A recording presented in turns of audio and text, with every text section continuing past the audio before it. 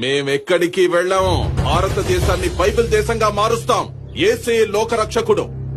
భారతదేశానికి కూడా ఆయనే రక్షకుడు. భారతావనికి కుటుంబ విలువలు నేర్పింది రామాయణం, రాజధర్మాలు సామాజిక సంబంధాలు చెప్పింది మహాభారతం, భక్తి మార్గాన్ని చూపించింది భాగవతం, కర్తవ్య బోధ చేస్తుంది భగవద్గీత. ఇందులో మీ యేసెక్కడా? జాతికి జీవం పోసింది తపస్సంపన్నులైన మహర్షులు, మాకు మార్గదర్శనం చేసింది గురువులు, బుద్ధికి పదును పెట్టింది ఈ మట్టిలో పుట్టిన తత్వవేత్తలు. ఇందులో మీ యేసెక్కడా? రాక్షస మోకలు చెలరేగినప్పుడు ఎదురొడ్డి పోరాడింది మహావీరులు, భరతమాత బానిస సంఖ్యలను తెంపింది స్వతంత్ర సమర యోధులు. ఇందులో మీ యేసెక్కడా? చరిత్ర మాది, పోరాటం మాది, బ్రతుకు మాది, భవిత మాది. ఇందులో మీ యేసుకి ఎలాంటి సంబంధం లేదు.